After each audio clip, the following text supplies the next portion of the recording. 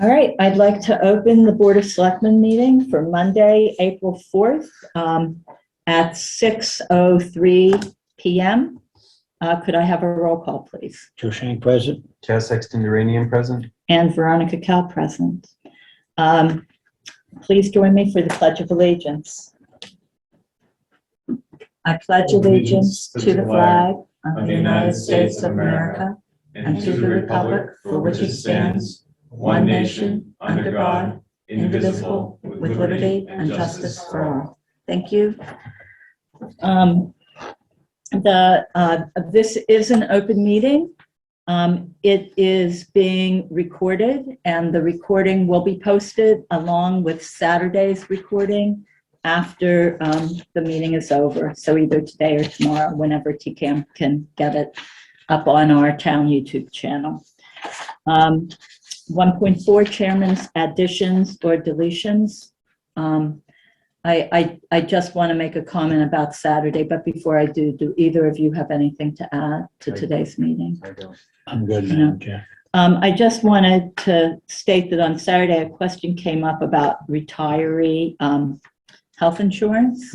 And so I did a little checking. And the town does not contribute to retiree health insurance. I guess that's the bottom line, but people can purchase, who have been longtime employees and have retired from town, can purchase insurance under our policy at the whatever the going rate is. So the 100% applies to the retiree, not to the town. So I may have misunderstood that discussion. So, all right. With that, I would like to introduce Ryan McLean, who's with us tonight. He's our third candidate for town administrator. And I just want to talk a little bit about process. We will be using the same process that we used with the other two candidates. We have a series of questions that we're going to ask you, and we'll go round robin asking them. And we aren't real rigid as far as the questions go. Sometimes we veer off in the course. So everybody's interview isn't exactly the same, but we do want to get the questions that we have answered. So that's, I'm ready. that's that. So I guess, Ryan, you've met all three of us. Would you just like to introduce yourself briefly before we get started? Sure. My name's Ryan McLean. I've been a town administrator now for 4 years. All of my time has been in the town of Hubbardson, which I enjoyed and still enjoy my time there, working and learning the craft. I have more than 10 years of experience in municipal government.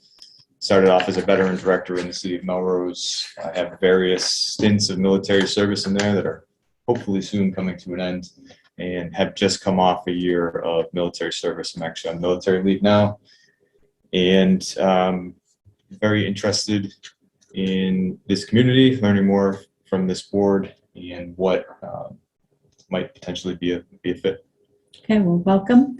We're going to get started with our questions, and at the end, we're going to ask first, and then at the end, we'll reserve some time for you to ask questions too. So, because I'm sure to put on his tap shoes. yeah, well, I'm sure he has questions for us. So, all right. Should I get started? You may. All right.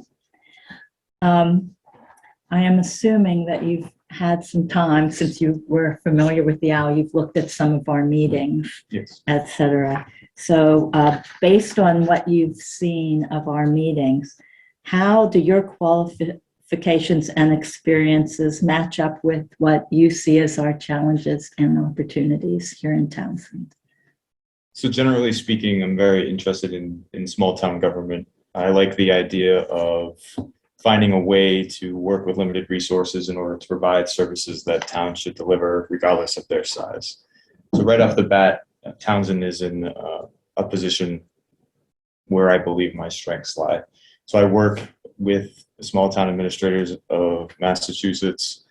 My interest is in that certificate. My interests are in working with towns to try and solve small town problems, but again, provide those bigger services. So I believe, I'm going to jump to the page here. Some of the issues that the town is facing, and would certainly spend a lot of time investigating the town and making sure I understand fully all the problem sets. Certainly looking for employment stability. I think that is a big focus of the town. I pride myself in my human resources abilities, not because of the technical aspect, but because I'm a team builder. I have a large amount of leadership experience on the military side, and that does scare some people, but really the military has moved in recent years to creating resilient and servant-based leadership, which I take pretty seriously and would incorporate into the town. Getting that employment stability is what allows you to provide services. So if you do not have an employee in position, that's when a resident's going to come in and have an issue and say, I wasn't provided with the service that I need. So finding that employment stability it has to be the number one goal for a town administrator, whether you have HR assistants or not. And one of the things I did in Hubbardston was create positions that people wanted. So when I originally got there, we had some small administrative positions that were important, but they weren't very attractive to people who were looking to stay for a long period of time or challenge themselves. So we created and combined positions in order for them, in a way that made sense, in order for them to have a position that mattered. And when we did that, we found that we had some stability, and then started to build a team that was able to overcome some of the challenges that town halls face, especially when you have limited resources. So we didn't reinvent anything. We didn't spend a ton of money. We just found a way to make things work. So I could get into detail if you want about the employee situations that I think you're facing, but I'll add a couple things. You certainly are focusing on and need to focus on financial policy. You have the same problem that every town in Massachusetts has, trying to find a way to educate your children while still provide local services and create a budget that works. Fund roads. You have too many roads and not enough Chapter 90 dollars to fix them. So a strict adherence to financial policies allows you to take the limited resources you have and bucket them in ways that are at least responsive. You're never going to solve every problem, but you should attack problems and try and solve them in a systematic manner. Excuse me one second. Sure. Madam Chair, Yeah. I just get excused me, one of my grandkids is involved in an accident. So I just I gotta deal with something. Yeah, sure. 1 minute, please. Do you want to take a time out, or should It's up to we, you. what do you want to do? Feel funny talking about municipal policy when someone's facing that. Yeah. Should we continue on? We're quorum, so. Okay. Go ahead, Brian. Okay. And then looking through, and again, I would engage in a much more systematic review of all the documents that the town has before ever opining on what would come first. But aligning a lot of the planning that's been done in this town, you've spent some money and some time and some effort creating plans, trying to get those in a way that's coherent for all boards and departments to do and work and row in the same direction would be a significant focus and a big achievement if you can get that to happen. So that's one of the things I think all small towns need is you create this great report. It has these great recommendations. Now, how do we act on those? Yeah. Is really important. So you have a strategic plan from 2001. You have a financial management plan from 2011. I was able to look at your housing production plan from 2019. How do you create a way to make all of those recommendations work and then tie it to a strategic plan that departments can execute while doing their day-to-day tasks would be something that every town should do, but Townsend in particular seems to want to do. It feels like there's a great desire to do it, and there just needs to be some stability in order to execute that. We just found out that our open space team will be meeting for the first time for the open space and recreation plan on April 16th, I think it is. Anyway. Important to a community that has so much natural resource, focus on conservation.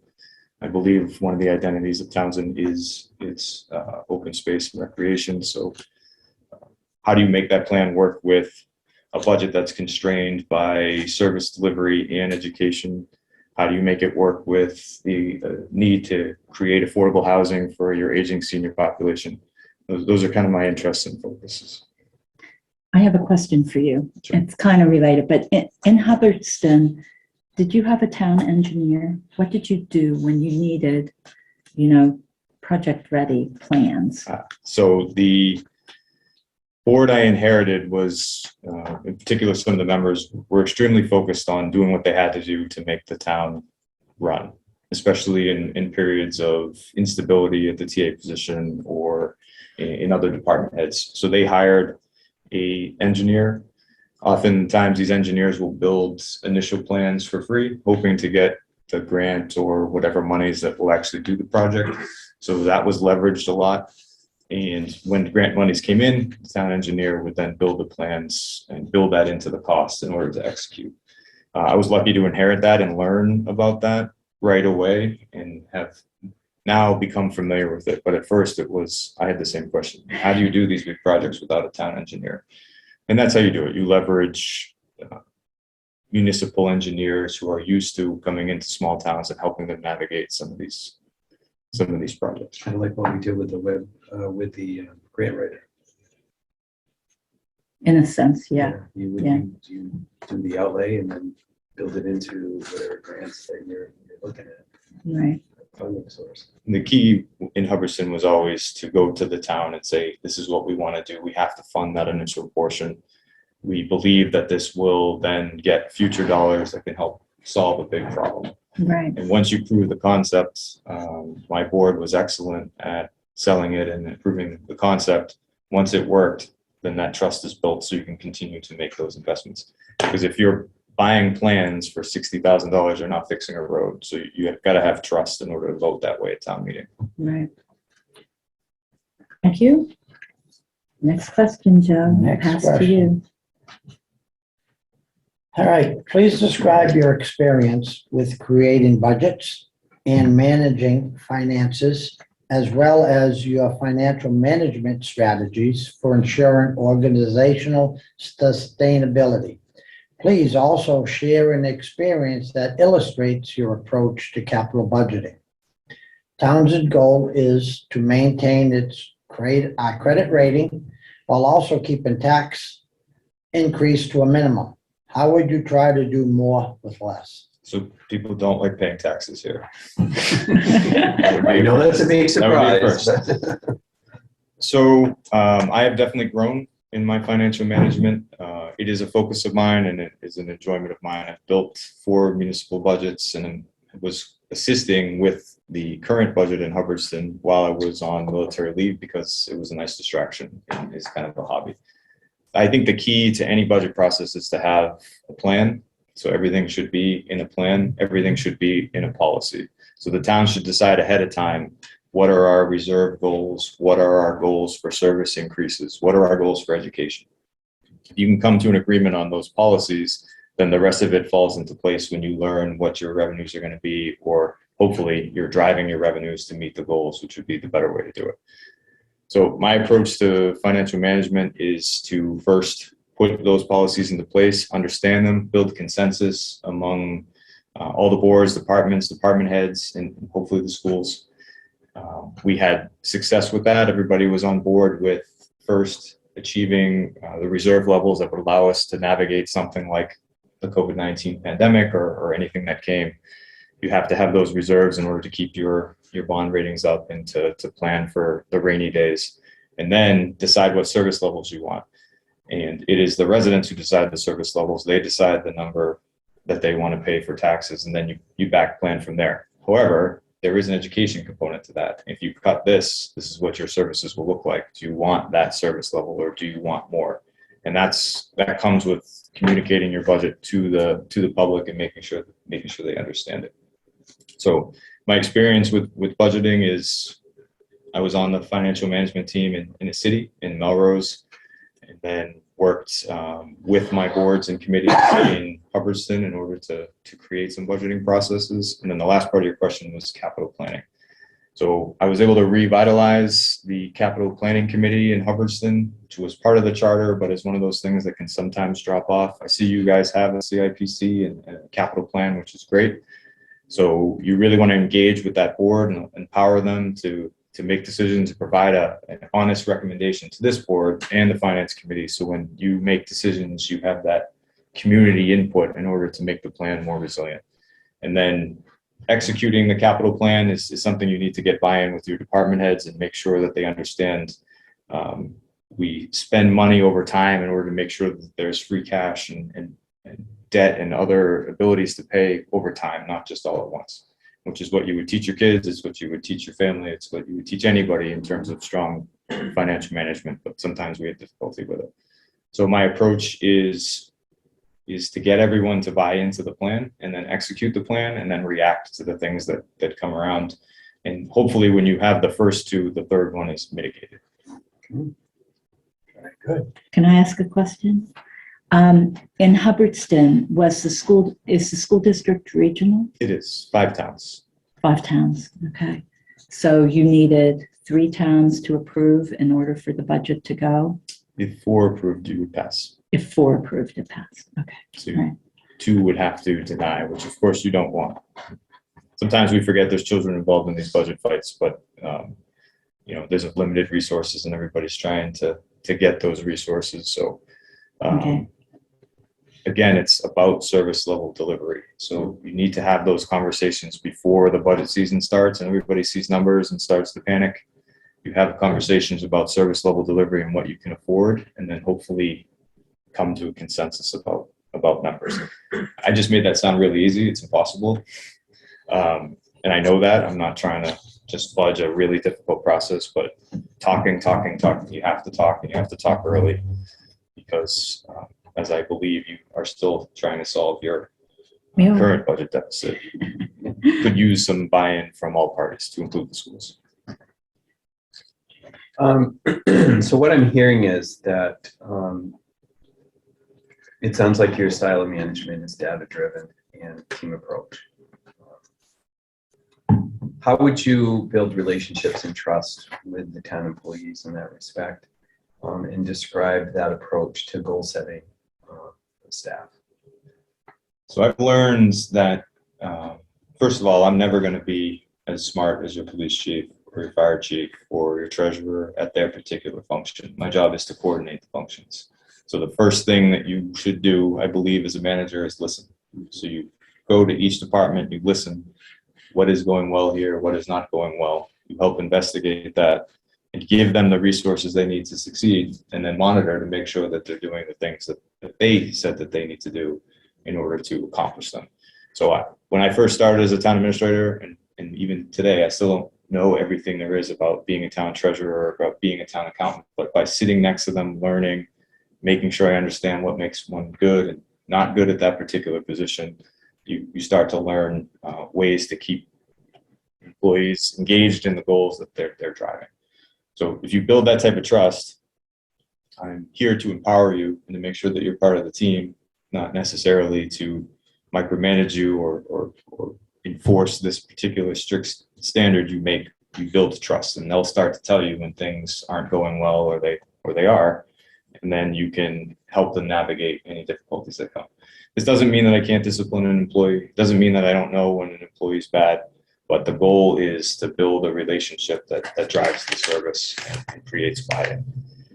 And we use data to prove things when people disagree. Right? So data is not going to lie. I can create a good narrative. The person can create a good narrative, and the data helps kind of bridge the gap. To support that. I know that I believe in the board has made decisions to provide as many tools as possible to allow the individuals to do the jobs that they can do, or better the jobs that they can do. So we would want somebody that would be very focused on what do the employees need to be successful in their current positions. So. I'm just honest because I want to see if there's a good fit, but I believe that municipal employment is very difficult. I believe people are underpaid in often senses and overworked. We choose that life, and part of it is just a badge of honor that you wear. So I do defend my employees, and make sure that, that they understand that they're part of a really important function and team here in the town. However, I also expect a lot. If I'm going to be that face for you in the community, then you need to be honest with me, and you need to be working as hard as you say you are in order for me to be telling the truth about that. So it's another way to build trust, but also hold accountability in a way that I think is professional. So I'm going to kind of ask one of the questions off the other list. Uh-oh. The secret list? No. Secret list. The secret no. list? Wow. The addendum. I guess this sort of fits in with everything that we've been talking about, but what would be your reaction or plan if the department head came to you and said, I want to fire whomever in their department? Well, hopefully that's not the first conversation we've had about that employee. If it is, then we've failed, because conversations about employee performance should come up well before you're ready to fire someone, unless it's a moral issue or a legal issue. But assuming that it isn't, we are under HR law and rules here in Massachusetts, so you would need to start to document.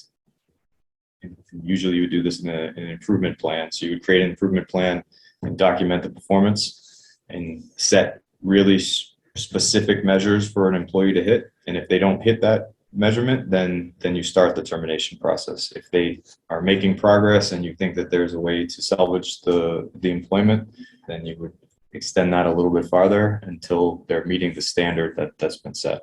But standards should be understandable, they should be specific. And if employees hit them, great, we're all on the same page. If they don't, then you show them why using metrics and then continue to work with them. Working with the department heads to make sure that they understand that process is important in order for, again, to build that trust. So we're not just randomly firing people or holding on to someone that's bad for the team as well. It works both ways. Okay, thank you. Joe, I'm gonna. So now Keep we it want going. to skip over one again. You did. All right, now we'll go back to, I'll take number 4. Where we're Right. going to go? Yeah. All right. Please describe how you would develop, manage, and increase relationships with other towns and stakeholders, particularly elected and appointed board members, such as Finance Committee, School Committee. How about the regional and state groups and officials?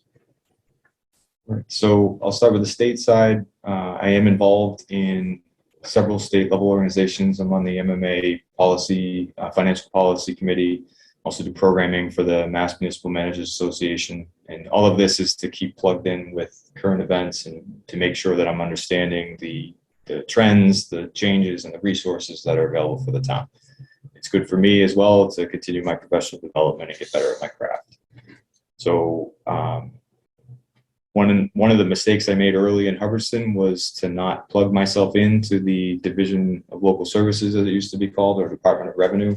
Once I built that relationship with them and started to work on the finances, I had a much stronger grasp of the processes on the assessing side and the tax side and the budget side.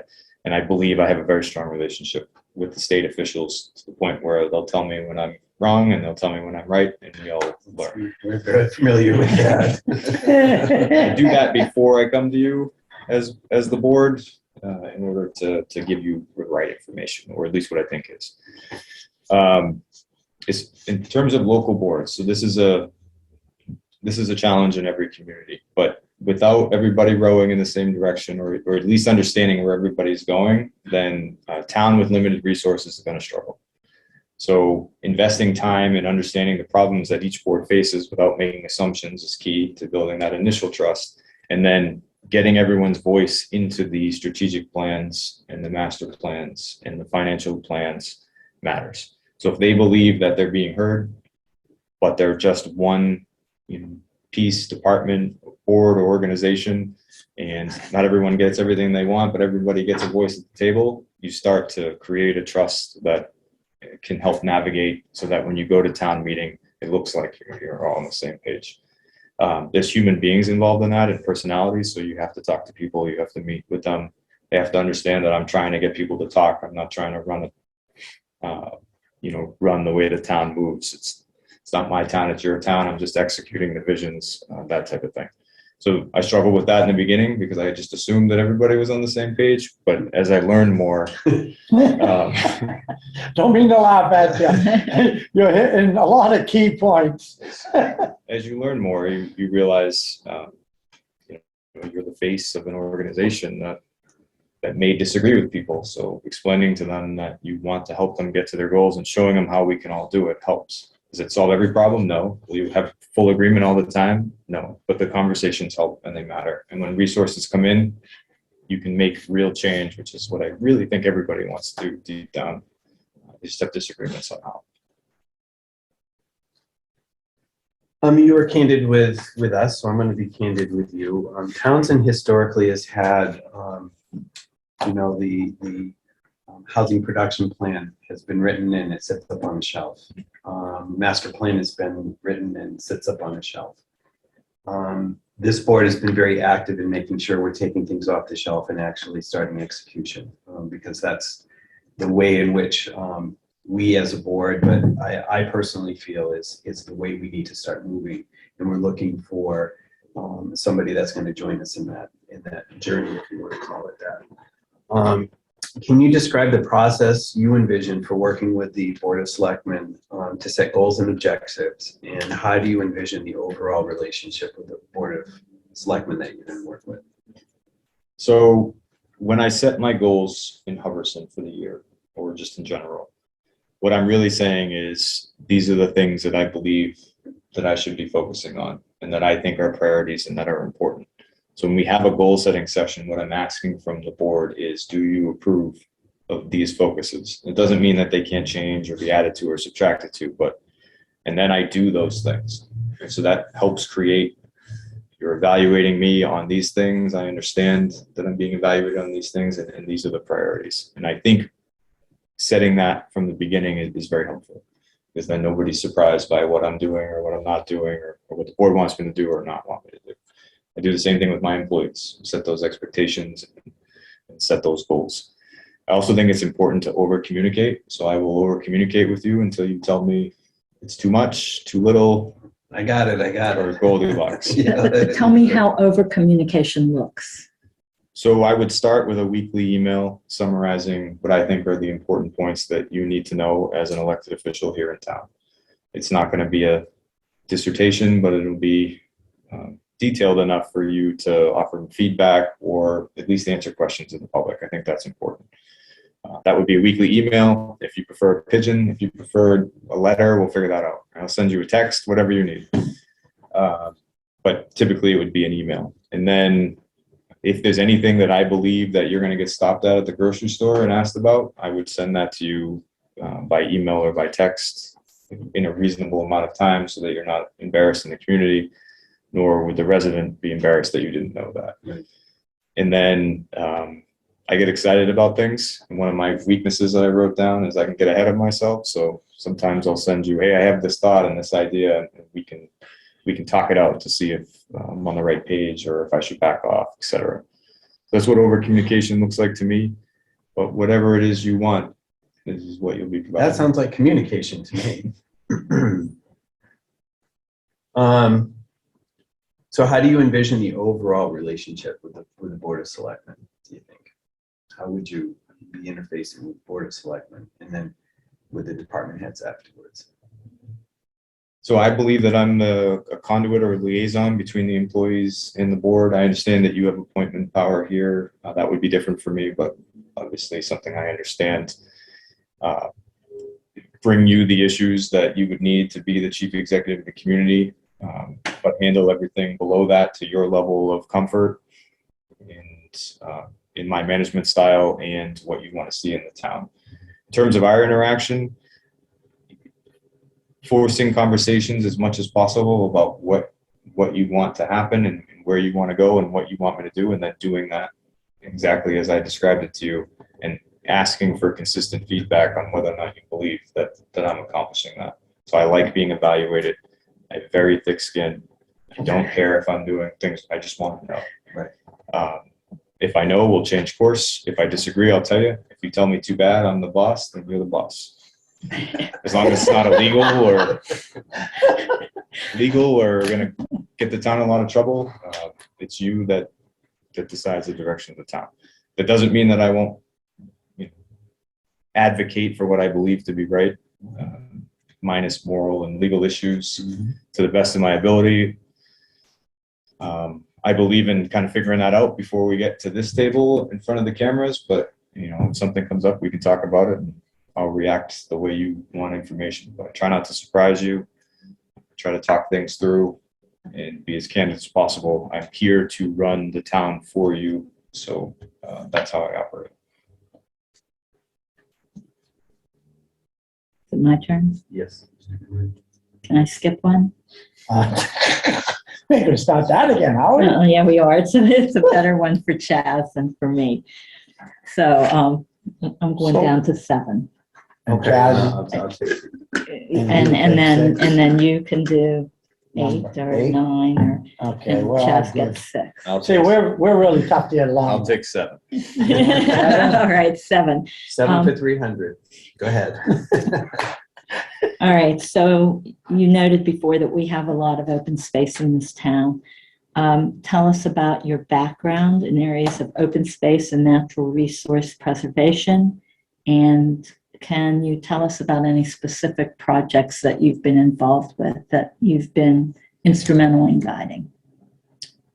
I would consider myself so far in my career and my experience as someone who helped facilitate the finishing of the open space plan, the getting the resources and the experts necessary for the master plan chapter, which involved open space, and then working with the recreation department and other departments to secure grants and funding and sell those CPA projects to the community in Hubbardston. Is Hubbardston a CPA community? It is, yes. Oh, And I learned a lot about that in my first tenure there. So would I consider myself an open space and recreation expert? No, I'm learning and I try to learn quickly, but I do understand how to get resources into people's hands and to help them coordinate those issues to get where we need to be.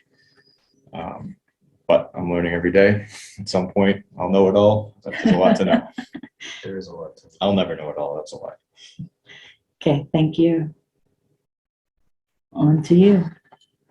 On to me. Which Yes. one do I want to give? Well, I'll do just like I did the last time. I'm a citizen of the community. That's good. I'm coming up to see you. I walk in that office.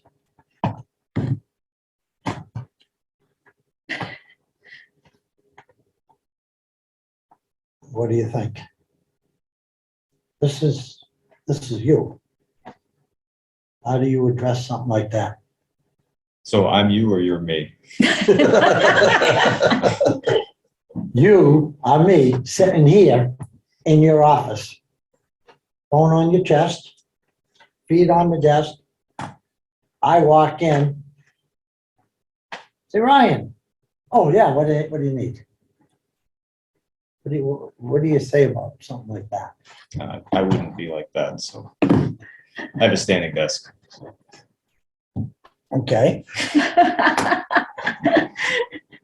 I believe that I work for the residents. I believe that everyone in public government works for the residents. I don't think that means that you need to take abuse, but I do think that means you are there to serve the public and to answer their questions. So I would be as professional as possible and make sure that I was available when I could be, as long as it didn't interfere with someone else's issue or the running of the town.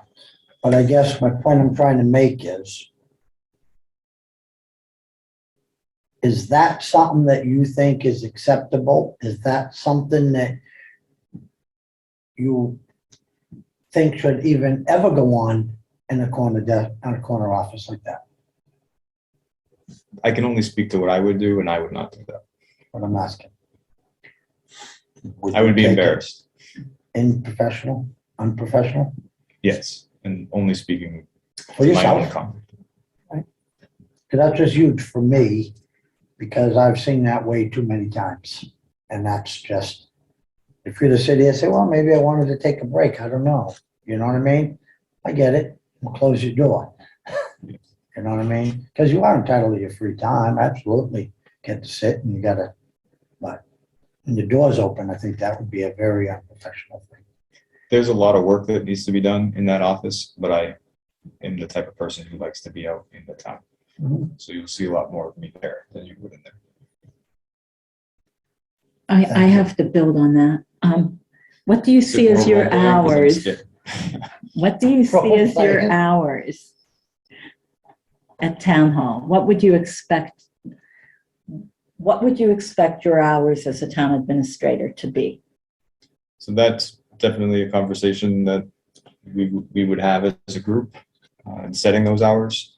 I do know that I am a almost 24-hour employee, depending on what's going on, meetings, etc. But I also have a family that I would protect my time with. I'm not shy about saying that. So I would have set hours, understanding that I need to exceed them in certain areas. And I don't know exactly what hours are expected, but we would definitely come to an agreement so that you would know when I'm here and when I'm not. Okay, thank I'm you. not dodging, I just don't know. Right, no, I think that's a very fair answer, actually. Can I build off of that a little more? Yeah. Town hall's open from 9 to 4, Monday to Friday. What time would you be here? If it's open 9 to 4, We start, say, at 9 o'clock. I'll likely be here when it opens. Depending on What's going on? what duties I have. Because you always could be off-site doing something. Absolutely, we understand that. How do you feel about calendars? Oh, Like if, well, we've talked about this and we haven't instituted it really, but having a calendar for each of us, so we would know when you're away in a meeting or, something like that. Are you amenable to that, or would you say, no calendars for me? I don't know how to answer it except to say that I'm very accountable to myself. So Okay. that sounds like a level of accountability that I'm not used to. Okay, But okay, if you hire someone that isn't accountable in that way, then you've hired the wrong person. okay. All right, fair answer. Mhm. All right.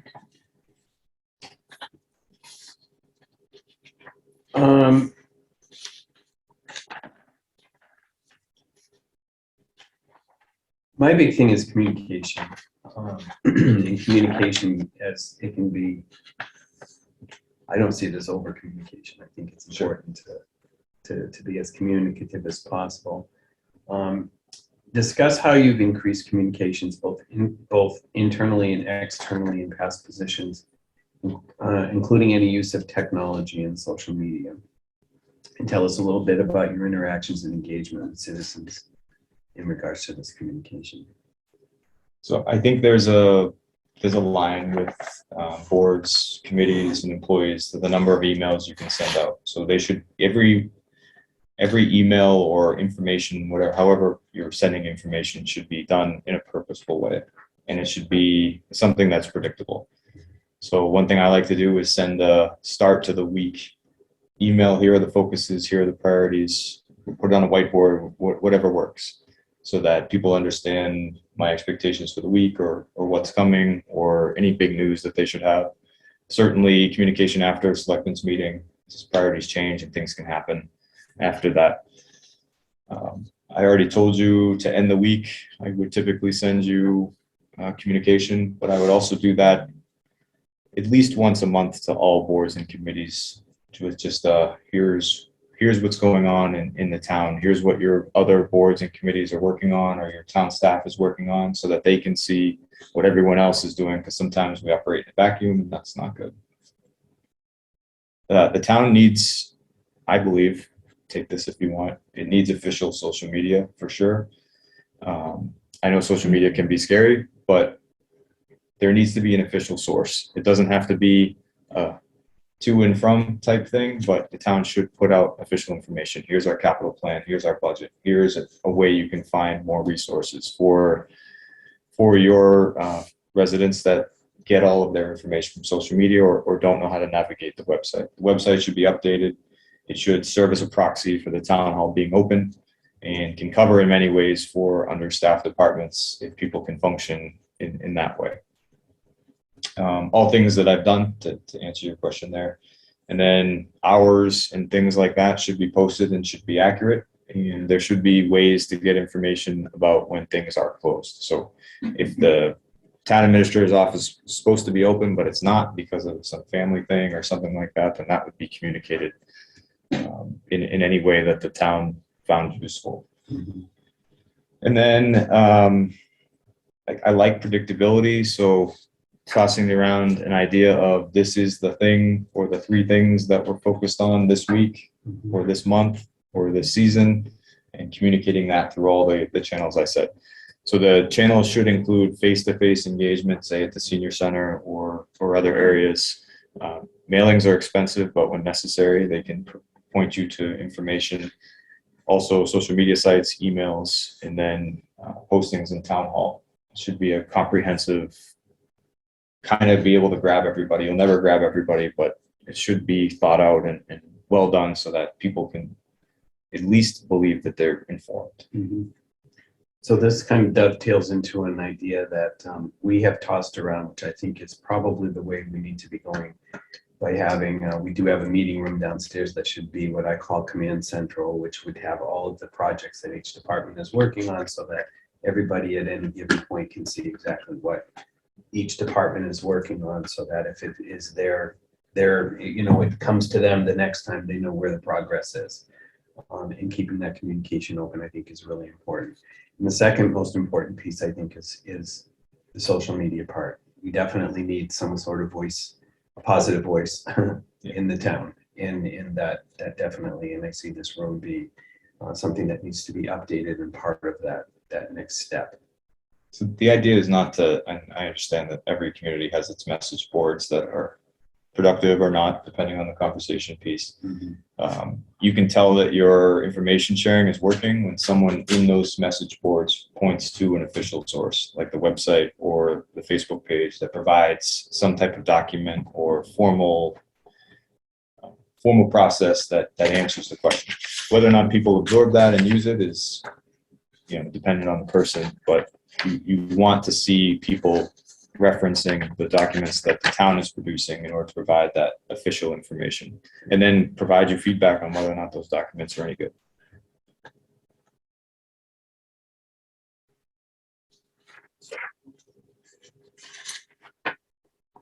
Okay, so I think this is just a comment, but how Chaz said, everybody has downstairs there, what each department is working on. I would also like to see kind of like a capital plan for projects. These are the things that we would like to do. We would like a boathouse somewhere, or a way to,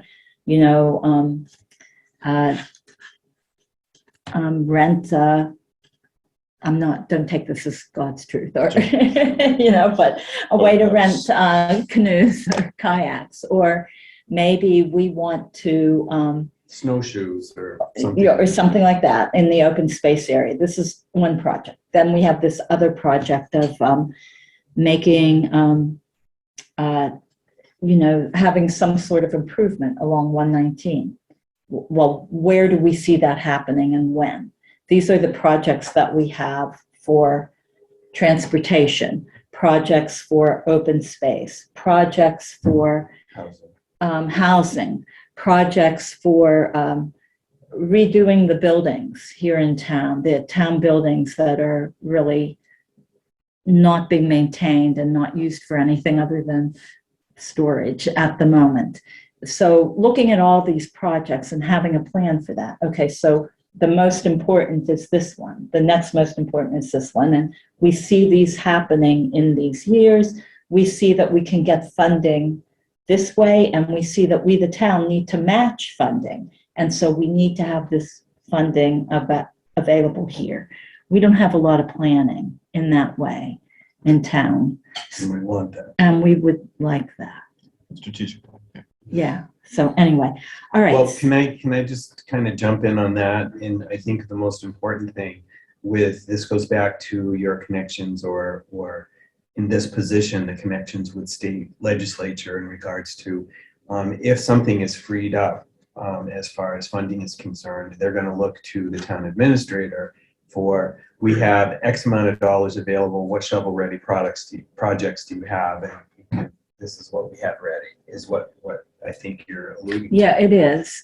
It's that sort of thing, or it's really kind of random right now. Mhm. Or we need this fire truck in 3 years. Yeah. You know, or whatever. But it's really pretty random at this point. Smaller town, and I know the town's not the smallest town, but in smaller towns, it's pervasive, this problem.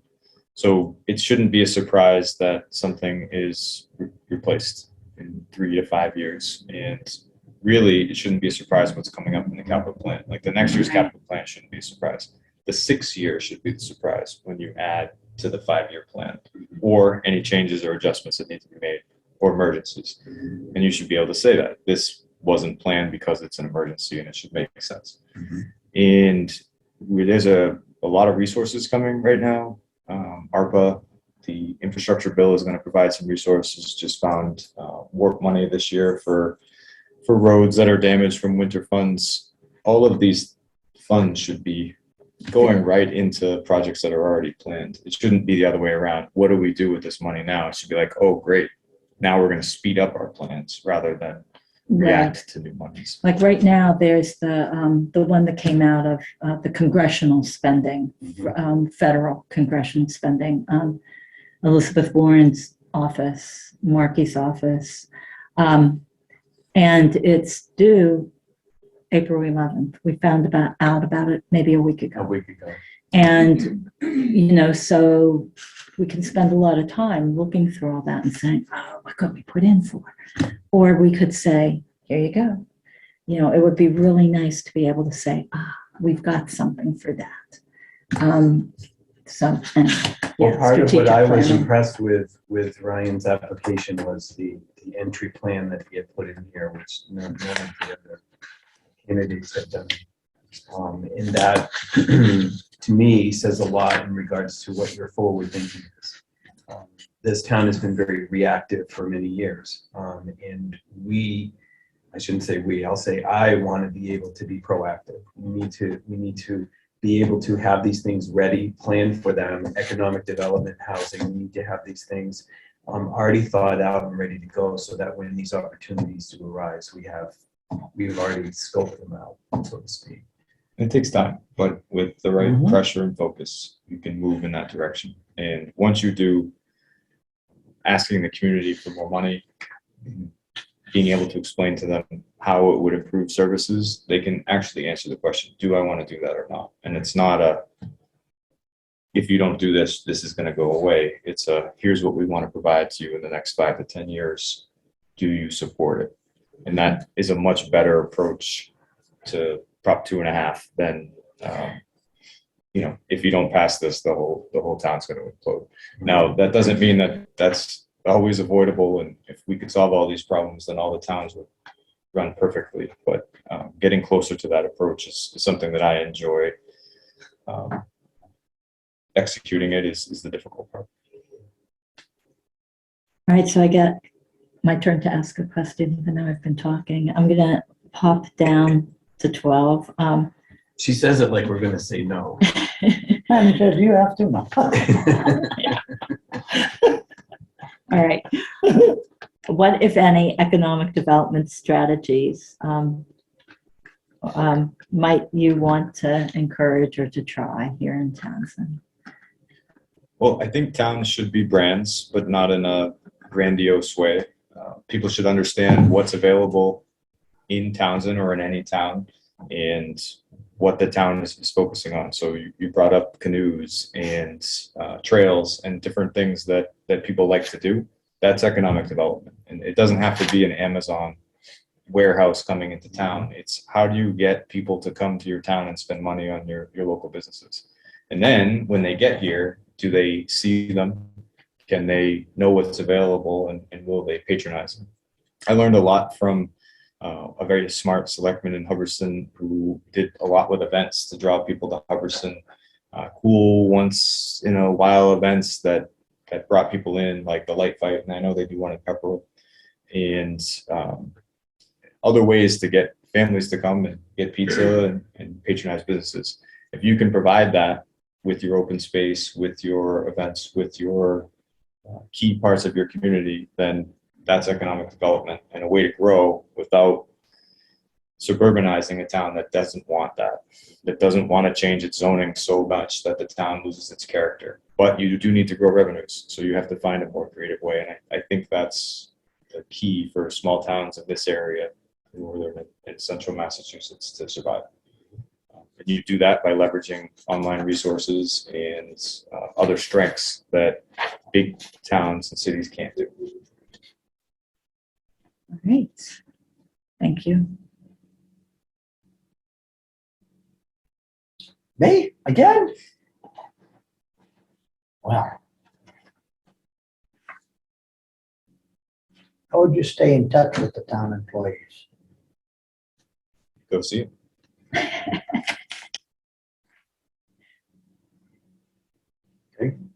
Go to Iowa Bond, see them, say hi to everybody.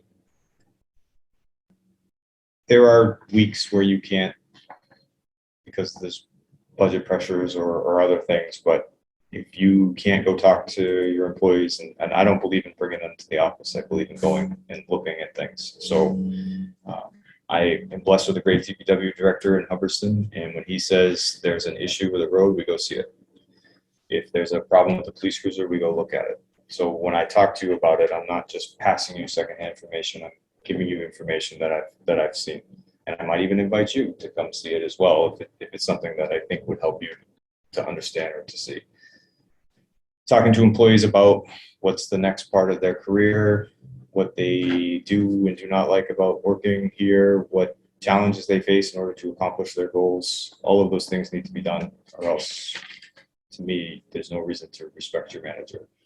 So communicating with employees is, if I couldn't do that, I wouldn't want to do this job.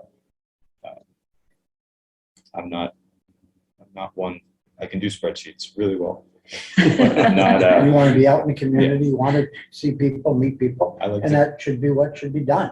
People should know, if you're a town administrator, they should know you. If they see you, they should know you. A town employee sees you, they should know who it is. I agree. and I think each professional in each of the departments is, special is too strong a word, but is a person to learn from and to understand so that the town can get better. So it's a two-way relationship. Taking away obstacles, making sure people are focused on the big picture, but also improving those departments.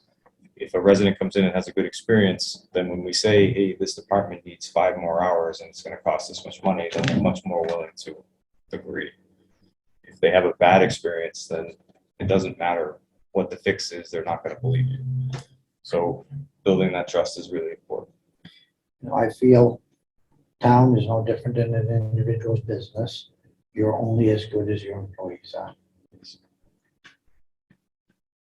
I like my employees. Whether they like me or not, you're going to have to ask them. But I You can't like them. please all of them, but, you know, you need employees that are happy, want to come to work and do the job. Yes.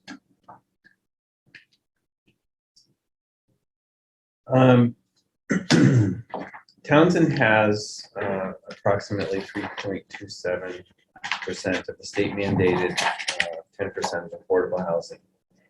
We need more units to meet that goal.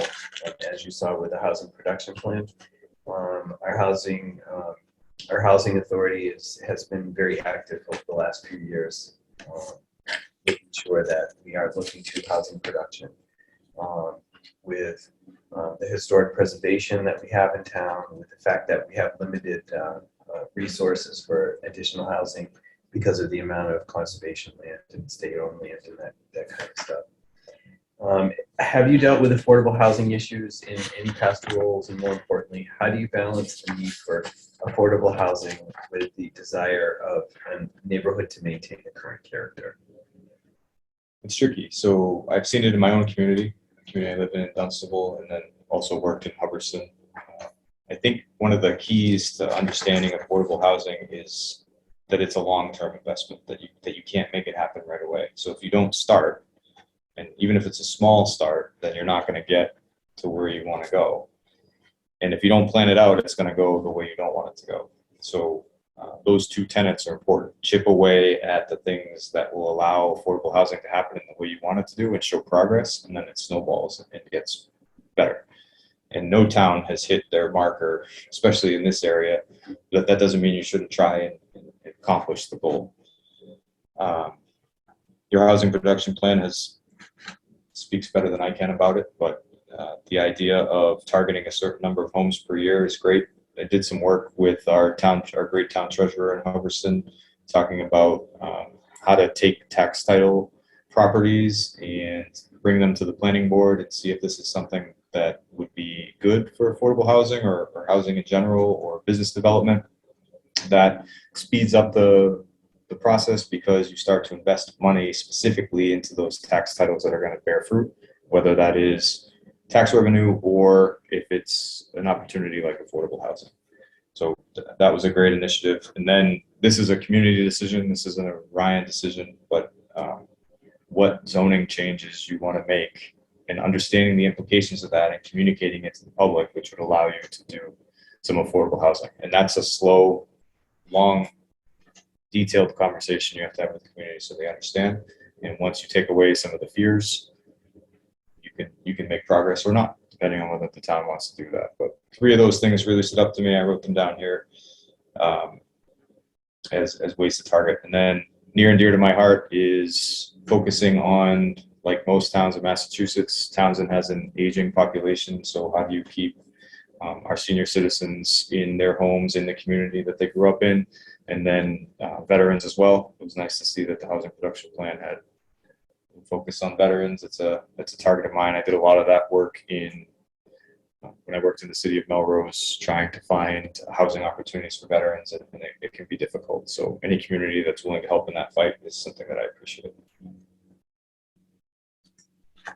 At this point, I think we should give Ryan a chance, unless you have other questions that I think are we've hit pressing. almost all of them. We've done I well. think we should give him a chance to ask us his questions. This is where he gets all the information. This is where he gets, this is where he learns. So I wrote some down, and our conversation certainly answered some of them. What are you looking for in a TA? I think I understand that. I'm hearing a lot from you that there has been, this could be an assumption on my part, and correct me if I'm wrong, but some trust or some employee issues in the past.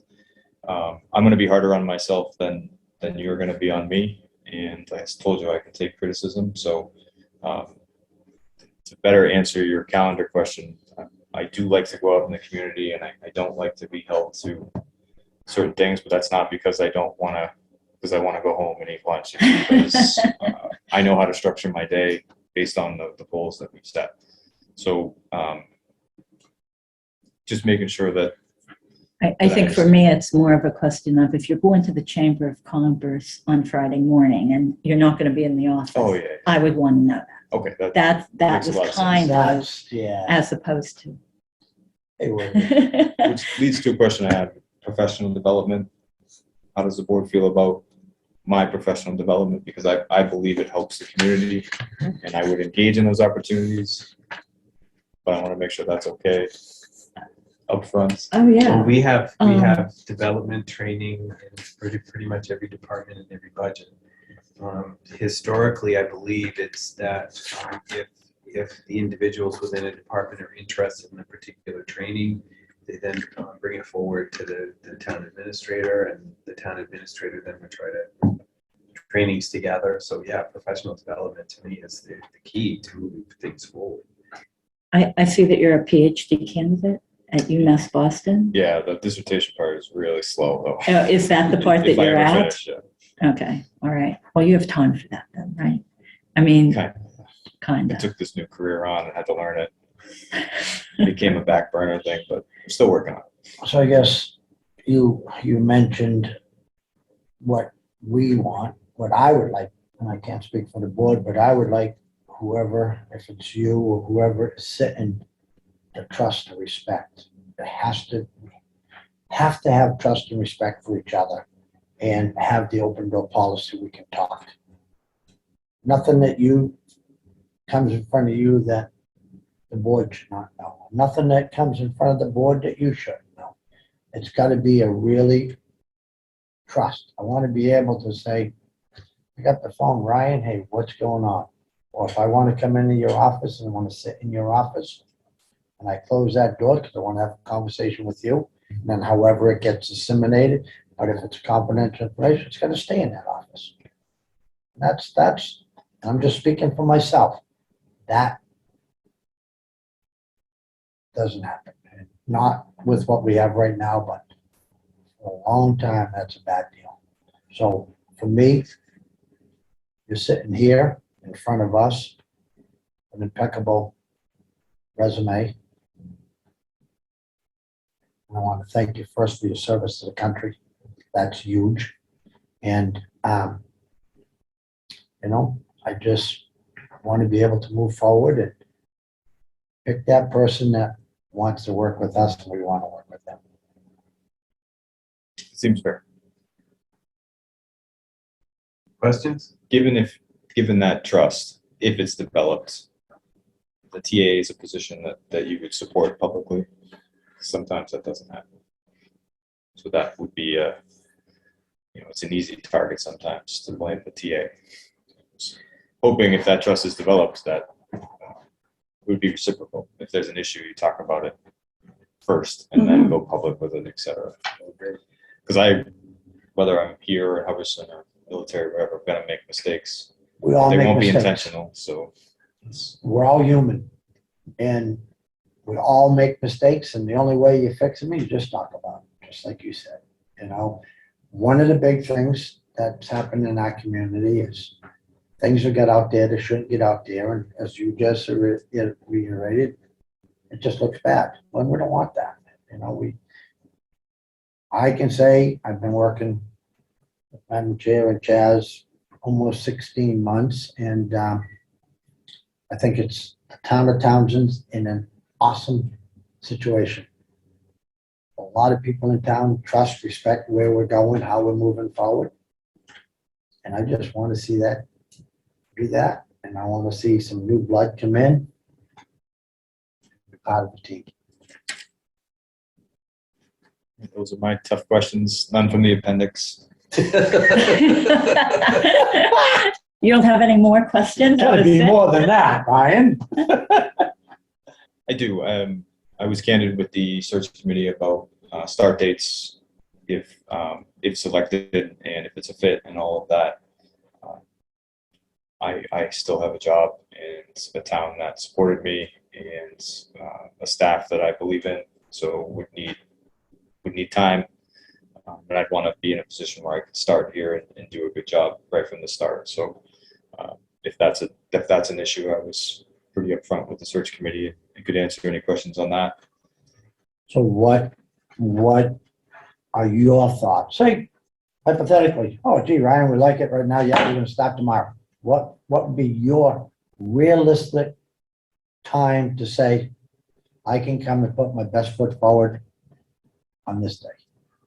There's What do you need? two considerations, and Veronica's already heard one of them, but I've just made some promises to my kids and family that after a year away, I have to keep, and just short, quick vacations, but important to me and my family.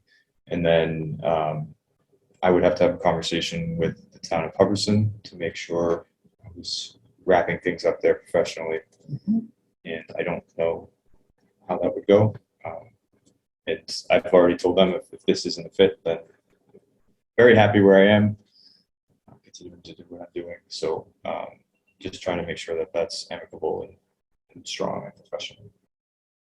So I don't know. It's a really windy answer. I know you've been away for a while, but in your contract, do you have a certain amount of notice that you have to provide? At least 6 weeks, and I am on military leave until May 2nd. And then what will happen on your military service after that? I am a traditional guardsman. I am reaching my 20 years and making decisions about staying in. That can have some implications for service, but no more deployments. I can't say that for certain. Are you, yeah, that's what I was gonna. I wouldn't be saying that too loud yet.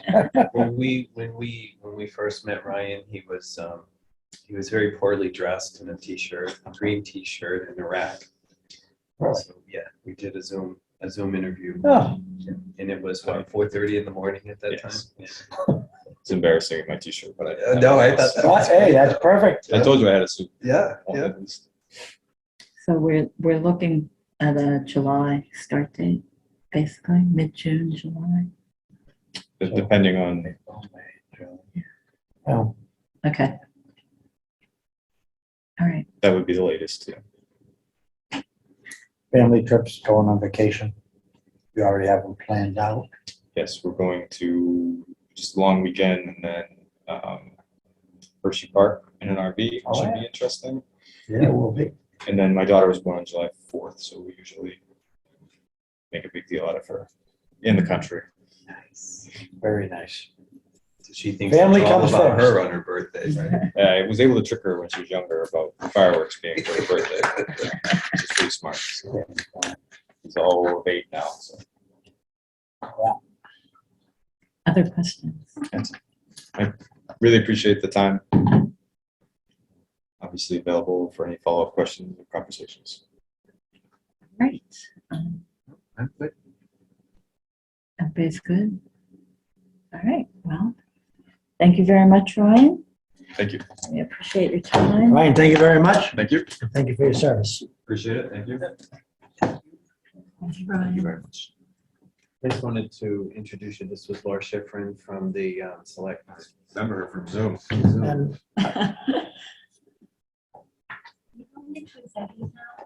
We were gonna open session for a little bit for a discussion and then going into executive, so not just yet. can I just go do a follow-up check? Yeah, go ahead. Let's take, Take a 5-minute. we're gonna take a 5-minute break. Dave, are you Yes, there? yes. We're gonna take a 5-minute break. So let's say 7:15. All right, so we are back from recess. We did open this as a selectmen's meeting early on. So we're back from recess and moving on to section 3, meeting business, discussion of the appointment to the position of town administrator. So we have 3 candidates, Eric Slagle and James O'Meara, who we met with on Saturday, and then Ryan McLean, who we just interviewed. So I have a couple things that I want to, my big topics to look at and to compare the 3 candidates. One is, and this might, I'm looking for someone that's going to stay here for a while, someone who's invested and long-term. I'm curious to know what we think about each for employee relations, for community relations, and economic planning, just general overall planning and financial management. So I guess my question is there another way that we should talk about this? That's how I see talking about it. Strengths and weaknesses of each candidate.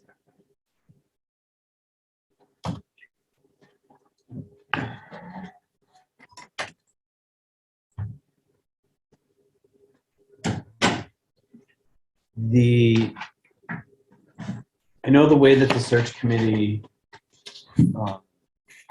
did it is that we prioritize them or triage them. I have to use my medical term, but the first that we thought, our first, second, and third, and then kind of put it together like that. Thank you for your service to our town. Being a lifesaver for us. Thank you very much. Have fun, guys. Thank you. All right, Thanks, thanks, Laurie. Laurie. And then we discussed it that way, we all had an ability to say, why did you put this one before this one? What did this one have that one didn't have, that kind of stuff. And then we looked at the areas of procurement, economic development, planning, all of that.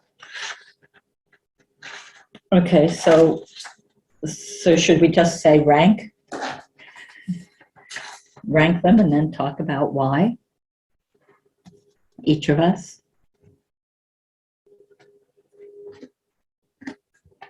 Whatever you guys want to do. Okay. I'm okay with however you want to do. And then go over strengths and weaknesses. Okay, so my ranking is Eric and Ryan. I have them kind of equal. They have different qualities, but I could go either way with the two of them. This is a coin toss thing.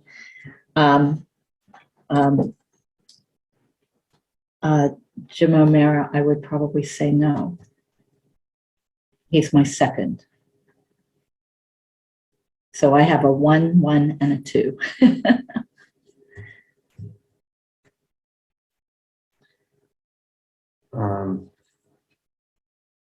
I have Ryan as a 1, I have Eric as a 2, and I have Jim as a 3.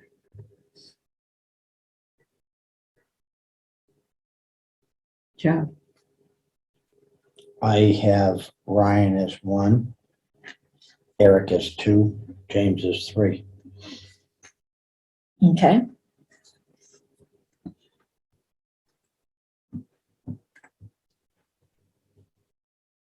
So do you want me to talk or do you want me to? I'm always willing to talk. They're different personalities. My 1 and a 1. They're different personalities, but I think they both have a lot of the same strengths. I think that where Ryan might get the edge is he has been a town administrator and Eric has not been. So that would be, if I were going to weigh it one way or the other, that would be probably one of the only things I would weigh it on. The fact that Eric also has his judicial prudence, I think spoke very highly to me as well, knowing that we could fall upon using less legal counsel per se. Maybe. I think that even if you are an attorney, you might still need that legal counsel. Correct. No, I understand that. But it would be simple things that we could, kind of flesh out before it went to council, Okay. is what I was thinking. I also like the fact with Eric that he has actually had the position of treasurer. He had the position of, I think he said the building department. He was the building commissioner. An interim kind of. Correct, but he knows those functions and was actually working in those functions. He seemed to be like the low fix-it person. When something happened in a department, they send him down and he straightened it out and got the right person in the position, and then he moved on to the next thing. I like that. I like that he had a solid understanding of some of the day-to-day stuff. I mean, for me, Eric and Ryan, no disregard to James, but I just think Ryan and Eric, I think is where I would like to see the town. Out of one of those, the town go. I think,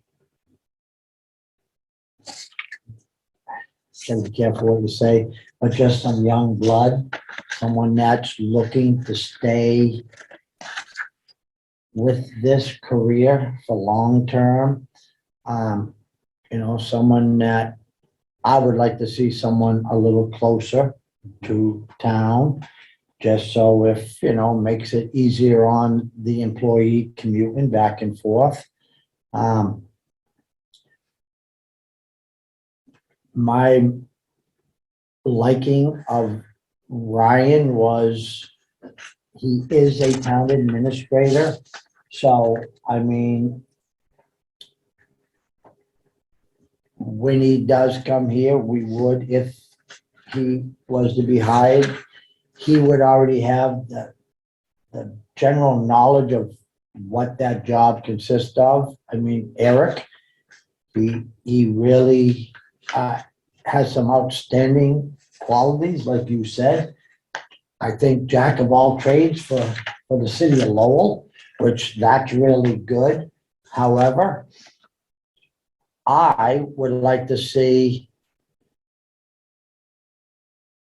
whoever's in that corner concentrate on the job, such as what we are seeing out of our interim right now, Ross, going to the task to do the task and know that's the task at hand, but be able to learn. I mean, I don't think, I'm not looking, for me, I'm not looking for somebody that can do every single department, because I don't really think that it's the town administrator's job to be able to run every one of those departments.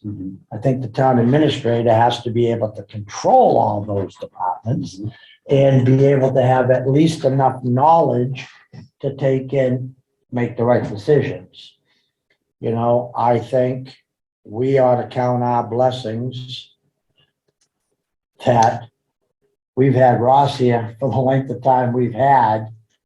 And unless we could convince Ross to stay here and work and train someone that isn't, but, I wouldn't want to be the guy to push my luck. I think when we discussed the original, we're going to go out with the search committee and have them, one of the big criteria we were hoping for, someone that had town administrator knowledge.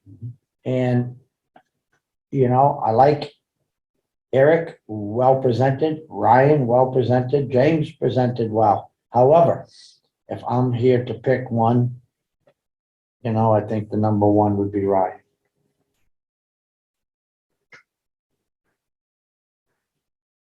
Well, I would like to thank the search committee, number one. There were 18 candidates total. There were many different backgrounds. We had looked at resumes we followed the same procedure as in the new charter that was agreed upon last year in town meeting, even though it wasn't officially accepted by the state yet. We first looked at, and one of the main things in the that charter change was that these were the qualifications for a town administrator.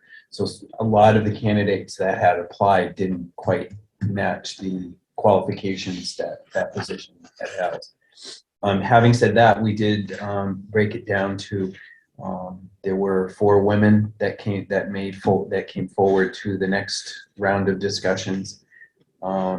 We actually broke it down to 6, and we wanted to interview 6 individuals. There were 2 women that came into that discussion at that time, along with these candidates. And both of the women that had applied were very strong as far as their credentialing was concerned. One actually is now the town administrator over in Ashby. She accepted a job in Ashby before we could get to the interview, so she declined. And the other one was in negotiations for a position in another town in the state. So there were other people that did see the value in that. We also had 2 other gentlemen that withdrew because they did find permanent positions in other areas. But the long and the short of it is that these were the 3 candidates that the committee felt would be very strong for the selectmen to pick from, and I think they did a great job. I was impressed with every single candidate that came in here. I agree 100%. They did all three of them interviewed very well.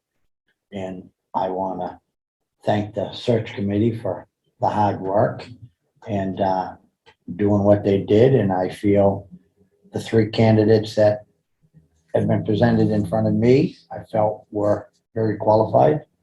And I think that was a great three people to bring for us now as a board to pick out of one of them three. I feel bad for number 2 or 3, whoever that will be down the road, but you know, it's going to be a tough decision.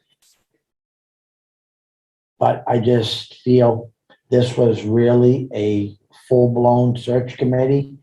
The applications went out. It was a twice.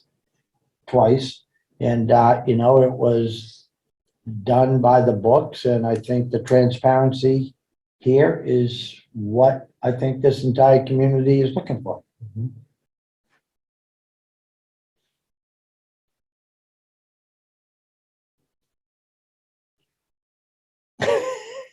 Well, I will also thank the search committee. I think we have 3 good candidates, and I have 2 that in my eyes are different but equal.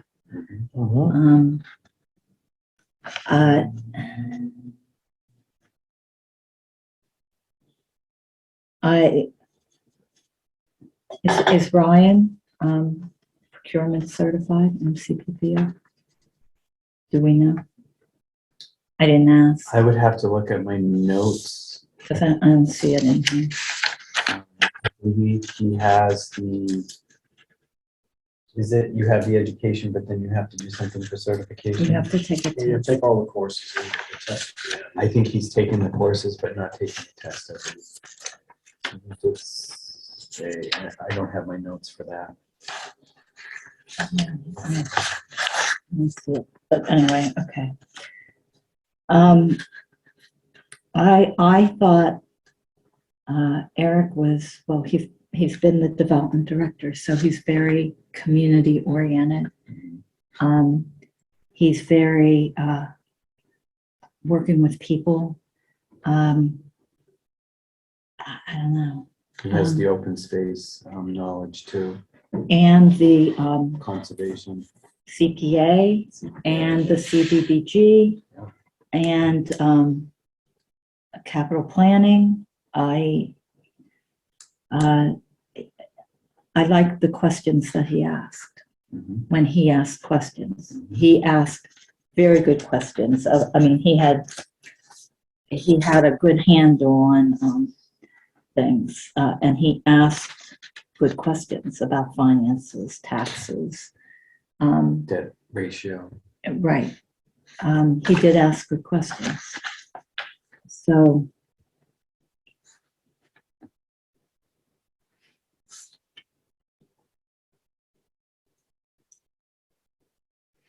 and he's not a town administrator, but I have a question for you. Does Lowell have a mayor? I'm not actually sure, because I don't cover much in Lowell. Oh, don't you work for the Lowell Well, Sun? so I work for the company that owns the Sun. So they Okay, own the Sun, they own the Herald in Boston, they own the Sentinel in Fitchburg. okay, so you don't know that. I'm more Fitchburg, sort of out this way, Okay, all right. Fish over there. Sorry to put you on the spot. He's one of us.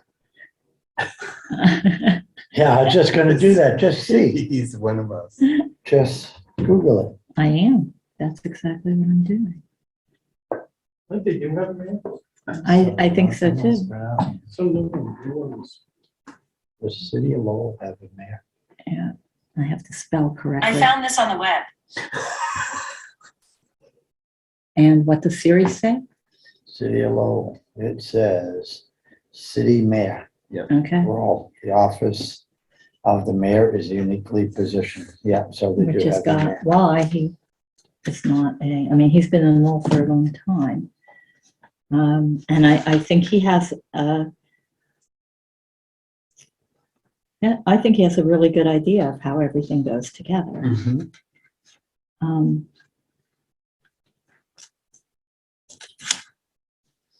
There's a commute involved in him too, Mhm. where he lives. yes, there is that. Mhm. What happens if you're deployed? Which is another one too. I know that Ryan said no more deployments, but I have a concern about that.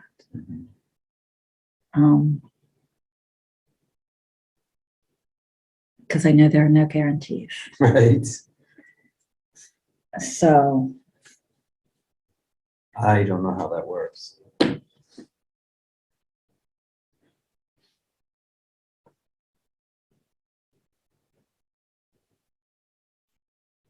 do we need a unanimous vote? This is a question for you, Ross. Doesn't need to be. Might be better at work, but it doesn't need to be.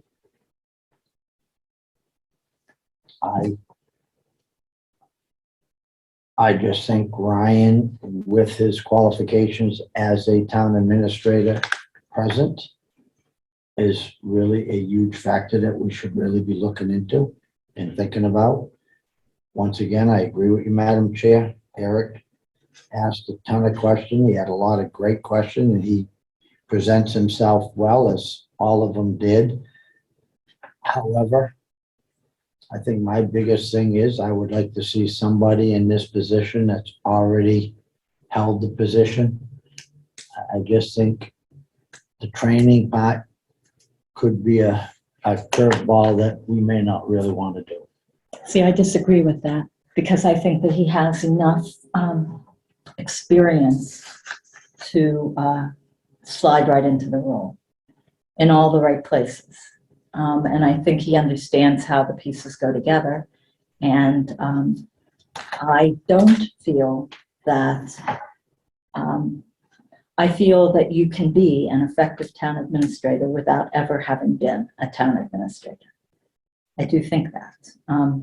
I think it's more in how you work with people and keep all the pieces together.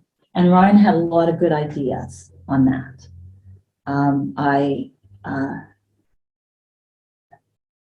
So I'm not negative on Ryan. They're pretty equal.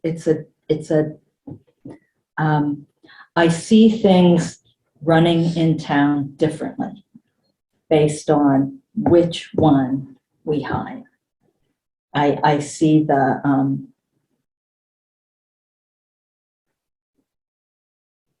atmosphere being different. That's what I see. And I feel that there has to be, I do look towards the style of working as a team, but more importantly, we need somebody that's gonna kind of put this all together. I need somebody, I shouldn't say I need, we need to be able to have somebody that's gonna take control and sit in that seat and do. I mean, it's got to happen, and it's got to happen quick.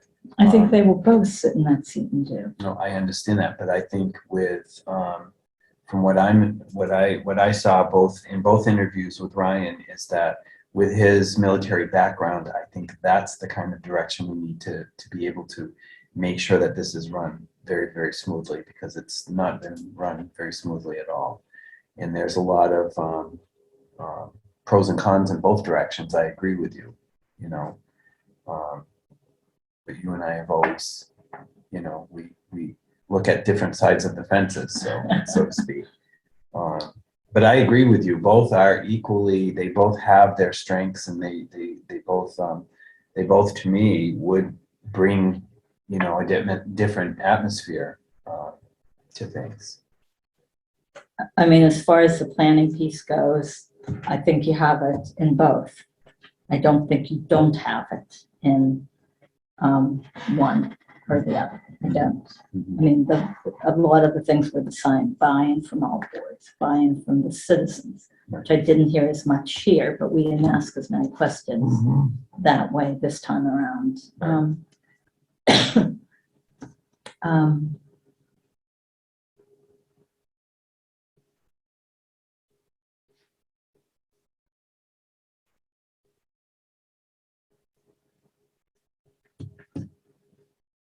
Would it be out of place? Ross has sat here and heard some of our thoughts of what we've done. You didn't sit on any of the interviews. Some of your thoughts on some of my ideas and concerns. Chaz's, Veronica's. Have you got any words of wisdom, I would say? Ross is gonna get that coin out of his I pocket. guess, I don't know if I'm saying that right without putting you in a bad spot. No, you don't put me in a bad spot. I watched the equivalent of this when they were selecting people in Sterling, and they were down to two candidates, and one of the selectmen said, let's flip a coin. And I'm screaming at the other end of the screen saying, no, I don't want my life determined by a flip of a coin. I think you all mentioned key features that you see in a town administrator. I mean, I think you've hit all the right descriptions of what it should be. I was an example of someone who was hired without having been a town administrator when I went to Sterling. And whether it was successful or not, you could talk to those folks. But I appreciate the fact that Sterling was willing to try somebody new. On the other hand, I talked to Ryan today. He came in to look around town hall, and we talked for about half an hour, and he asked some good questions about budgets and issues, and told him I thought Townsend is a great community. It's ready to move ahead. We've got a few things behind it. Sounding like in Hubbardston, it's a small enough town, so as town administrator, he has to do a lot of the things that maybe here you'd have staff to do. I found that when I went to Conway, I didn't have a big support staff. Very few people worked full time. So town administrator does a lot more in a smaller town. So I think he may not be able to be the accountant or the treasurer, but he understands those offices because he's been down there working closely with those functions. But what I heard you say was all good features certainly on Eric and Ryan. So in Townsend, what's most important? Okay, maybe I shouldn't put you on As that. the town on the administrator, spot. Yeah, what's most important? Is it the relationships with the community? Is it maybe I shouldn't have you answer. Is it with the employees? Is it the finance piece of it? Is it the long-range planning? well, it's yes to all those. I think the key feature of a town administrator is building a team within town hall, or with the department heads and town hall staff. Because they're the ones that do the work here. Mhm. I mean, you've got to have people in payroll, you've got to have people in accounting, you've got to have people, treasurer, collector, you've got to have a building department, you've got to have a town clerk. Building a team and getting all of them on board, I think, is crucial. It's to a certain extent, it's looking out for them, for the employees, because a lot of times municipal employees sort of get whatever's left over after the schools and after everything else. Right. And so someone needs, in my mind, look after those and to be employee centric. I think it's a given that the person has to know finances or be able to figure it out. I think it's a given the person has to be able to negotiate contracts. But town hall will thrive based upon how well you've built a town hall team. That's what the public sees when they come in here. They see someone, behind whatever office they're going to. If it's the public interface, that person's got to be sharp and pleasant and helpful and knowledgeable. I think that falls on the town administrator to get that team together. I agree with that. And not having met the other two candidates, I can't comment on who I think might be better at that. But where I've heard troubles with other town administrators is they have no relationship with the employees. They don't know how to relate to the board. And to me, I think that's crucial, is that who you think is going to keep the select board informed appropriately. It doesn't mean you have to be involved in every day-to-day decision.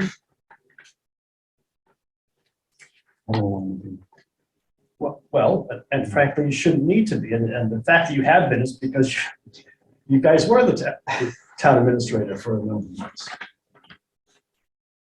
But how that person relates to you and the staff, I think, are the two most important features. That's some great feedback. I mean, I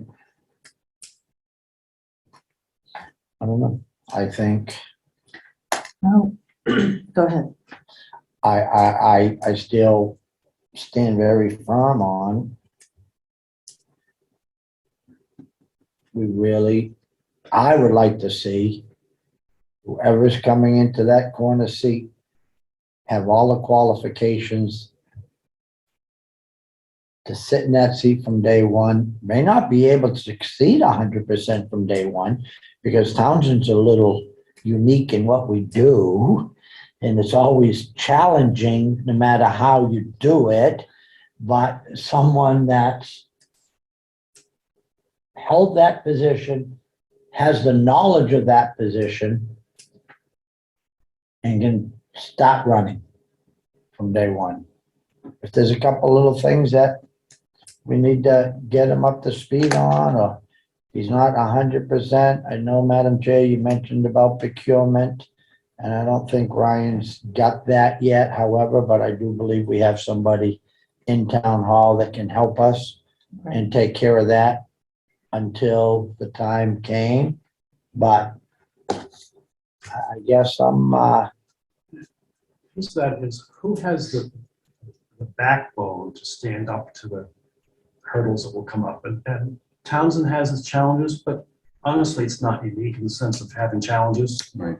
They may be different, but I think you need a town administrator who can take those challenges and deal with them, and not retreat to his office with the door closed, but to face them. And I don't know that any amount of experience will give you the answers to deal with the next challenge that comes at the door. But it's your character, your makeup, your stubbornness to persevere through those things. Tenacity is a better word. Thank you. And let me ask another question. How important is an overlap between the new town administrator and Ross? That is another piece to consider as well. he said, 5 or 6 weeks. After May 2nd. So he's on leave until May 2nd. So that would And be then July. it's 6 weeks. July. We're looking at July. July is what we're looking at. So we just shackle Ross to the office till then. Oh, yeah, right. Look at you taking it there. No. With what money, Joe? Huh? With what money? Well, we've got that. I think. Well, I, Madam Chair, if I may, as you know, I'm more principles over personalities when it comes to certain things. One of the driving factors for me is that I've asked each one of the candidates one particular question, which has always been a pet peeve of mine. And that is the difference between what is a town administrator and what is a town manager. We didn't ask him that question. I asked him that in the selection committee. Okay. So I knew exactly where he stood on that. Actually, he was very verbose about exactly what he felt about that. And what Will was you his share that answer? with us? And it was, well, that's what I'm going to do now. The importance of working as a team, having liaisons, bringing in information so that we all can discuss, and that is a more of a collaborative effort that we would have here and then bring it out to whatever departments that need to be brought out. And the centralized information that we were talking about earlier with Ryan was something that he had also brought out as well, which I think is equally as important. I believe that the strategies that he can help us develop is a little more refined than the other two candidates, and that's kind of where I come from. I think that he'd be able to take the controlled chaos and put it into a more structured, more manageable package for us. That's what I see as important for a town administrator. Yeah, I didn't think that. I kind of liked Eric's answer to that. To that Mhm. question. Yes, I mean, he had a good answer. Mhm. He was positive on the liaison policy. And I didn't say it wasn't. I'm just saying that, that was important for me because we are a unique community when it comes to our form of government per se. Really? Well, I don't know. I debate that with you. I don't know that we're unique on that. I think there are other ways that we're unique, but I don't think that's one how of about the way them. we execute certain things is unique?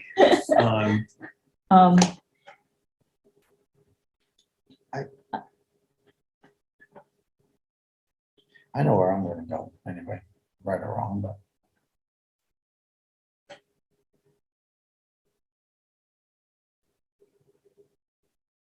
I see a quandary brewing on that side of the table. And I liked Ryan's answer, because if you'd have said, oh yeah, anytime you wanted me to start, I'd start, he's very adamant. When I go to hire an employee that comes in front of me, when I ask that question, and I've had many of them say, oh, I can start in 2 days, 3 days. That means they would walk out of their job they have, leave their boss high and dry. I always look at somebody and really think really hard when someone says, well, first I have to make sure I give the proper notice, whatever it's going to take for me to be able to leave in good standards. Yeah, I don't mind that. We didn't ask the other two that question. Did you ask that in the search committee? Availability? We did not ask that. Yes, we did ask for James, I thought. He said that he's not doing anything now, that he. Right, he could start, yeah, Yeah. but we didn't With ask Eric, I Eric. think, I remember something to the effect that he would need to give his notice where he is now, whatever the proper is. 4 weeks. This level of school. Usually weeks. for, yeah. What, we have references for, Eric, we don't have references for, did you guys check any references or no, in the search committee? I wouldn't have expected you to. I think references are on We that have request on the process. upon request, Upon For request, Ryan. which is which. and they're listed here for Eric. And that's okay.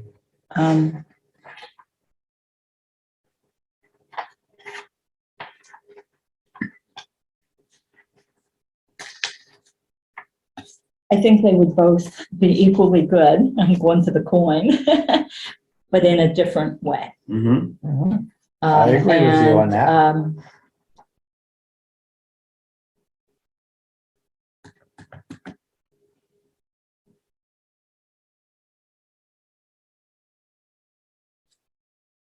I think all three were incredibly qualified. I agree. I think we got 3 good candidates.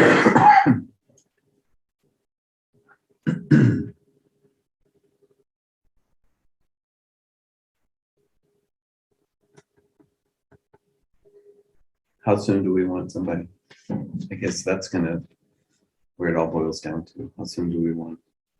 I really wanted someone in here by the end of May. Mhm. I would have preferred beginning of May. to be present at town meeting.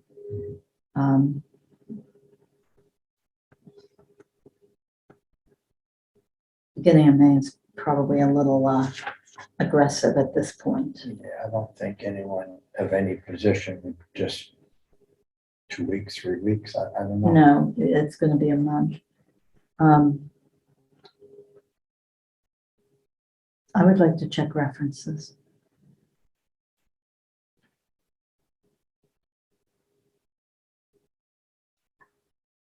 On both candidates? Mhm. That's what I would like to do. I think. I Oh, don't that's- think. All I we're doing would. is kicking the can down the road a little further, though. In a sense, Mhm. for Brian, it won't matter.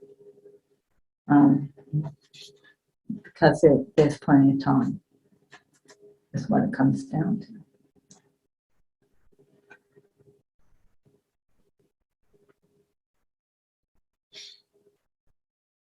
You could check references in a day or so. You could reconvene late this week or early next week. I'm out of town as of Wednesday. Okay. So I also would like sooner rather than later.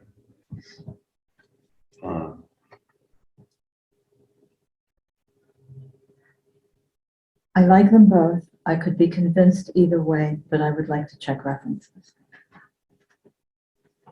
Well, we're gonna check references. That's an obvious, but I think tonight we ought to vote on one, check the references. And if for some reason it doesn't come where we need, then we move on. That would be my opinion. I mean, I think the search committee's put a lot of effort into this, worked very hard to come up with a time frame, and they did it, and thank them for that and everybody involved. But I think, in my opinion, there's 3 great candidates here. All 3 of them had great assets. However, I know who I would like to see take a vote, and if it goes the other way, then that's how we move on. You know, I mean, but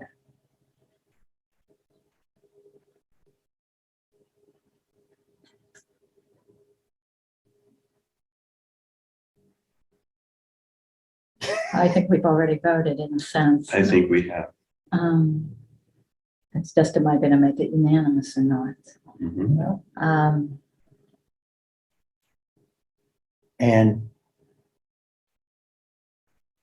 votes strength by numbers really mean a lot, I would think. However,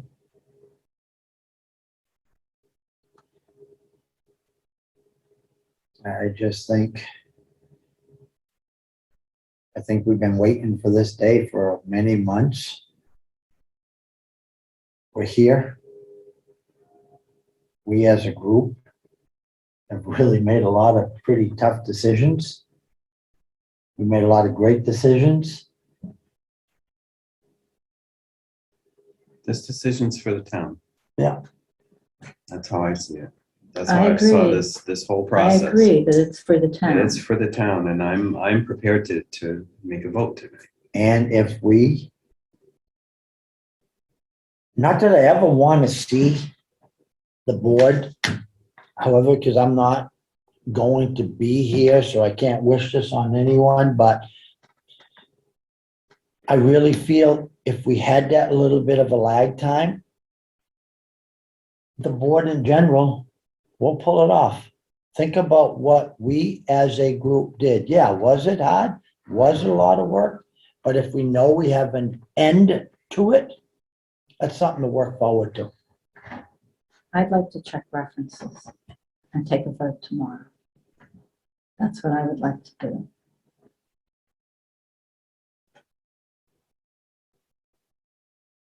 But then how do we pull that off? We have a got so meeting. much on that. We have so much on that of the agenda for tomorrow night. bring 2 pairs of pajamas. You're gonna need more than 2 pairs of pajamas. Madam Chair, no disrespect, but this is much further than just pajamas. I'm Tomorrow prepared night's to make a vote agenda is- tonight. I would like to make a vote tonight. Because I've had more time to think about this. I've looked at a lot of resumes, I've interviewed a lot of people, and I'm prepared for my decision tonight. If you want to wait until tomorrow, I'm okay with that too. I'd like to wait. I want to check references. So then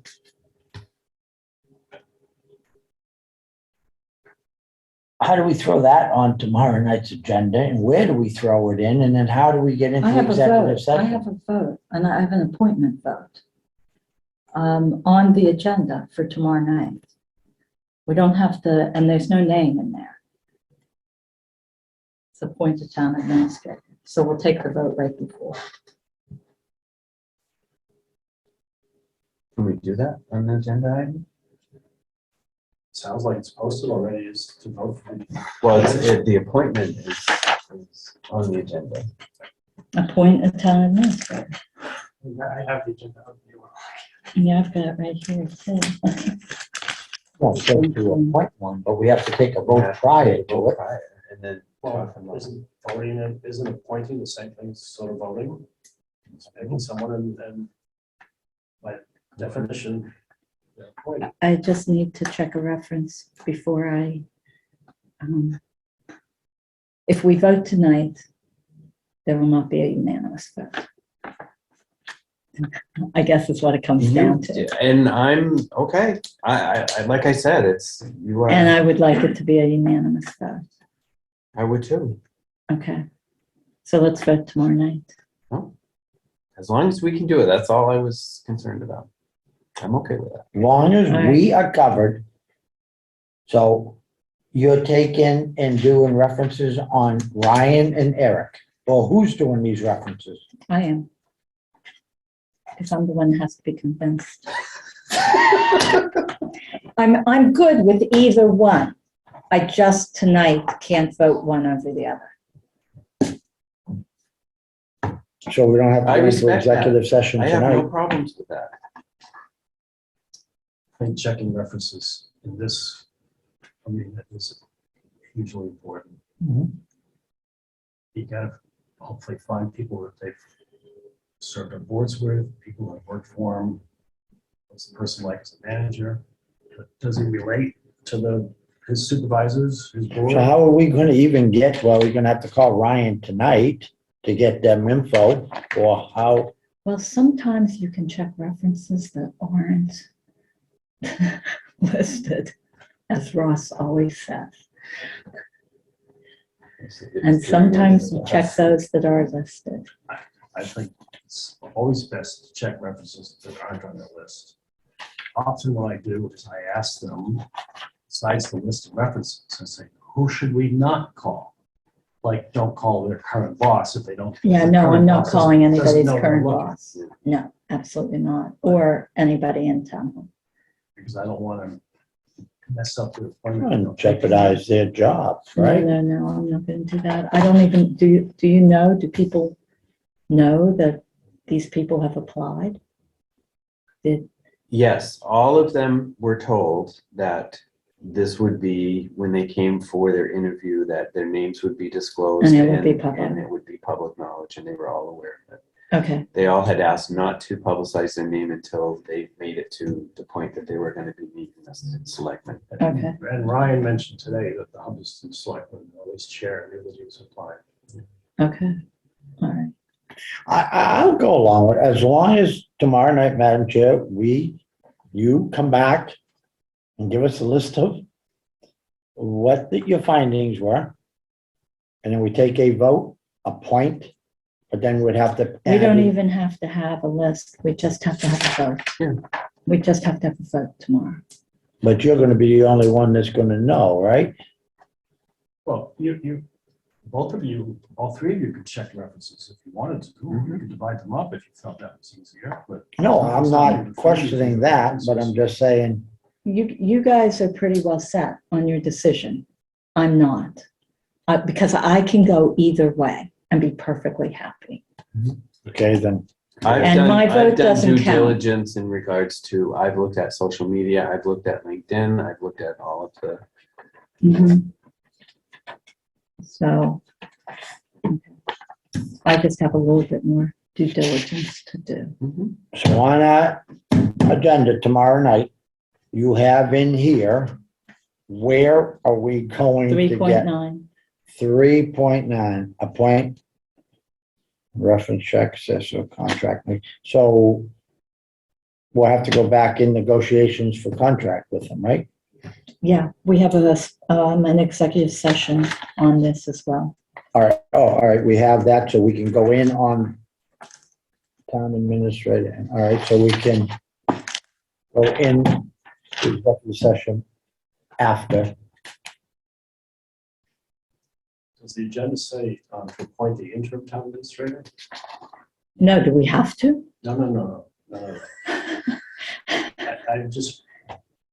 I thought I was reading that this evening. Did I say Appoint something wrong? administrative assistant to the select board and to, On the, Well, maybe it was to appoint the administrative assistant. yeah, the assistant, appoint administrative assistant and the town administrator. And the town administrator. Why? Oh, yeah. So that's, to appoint 3.8 is Yeah. for this office. to the select board. 3.9 is for that. Oh, office. and so assistant to the select board and the town administrator. That is correct. I'm good with that, Madam Chair. I mean, I think you've made a lot of great And I checked decisions. references, by the way. I checked references for 3.8, so. But anyway. How are we making out? I think you guys went in a meeting on that position. That's on the I agenda. think that the appointment is what the appointment is. It's just a matter of is it unanimous or not. That's all. I'm good with that. I'm good with I that. mean, really, that if you've already made, unless you want me to report on findings. I don't think we need to, we just need a vote. Well, unless you come up with some gotcha. In which case, Right, they want everybody to reconsider and talk about that. But right. Okay, all right. I mean, that's sort of why you do references, is to make sure there's no. All of a sudden, there's something there, say, oh, maybe you better think about this. And then there will still be a reference check. My reference check tomorrow is not the reference No. check. There will be a reference check. Afterwards, yes. Background check inquiry and Because all it's that. contingent Yeah. on that, yeah. Exactly. Oh, So absolutely. that's why I'm sure. I don't have Corey on that. Are we appointing based on Corey? Do they usually do Corey checks on selectmen? I didn't put that in there. I think it's a good idea. Dealing Okay, with the public. right. So you want the person to be able to deal with the public. So we'll adjust that accordingly. All right. All right. Well, that takes care of that then. Madam Chair, I make a motion that we adjourn at 8:09. And I'll second that. All those in favor? Joe Shank, yes. Chessex and Uranian, yes. And Veronica Kelly, yes. Thank you.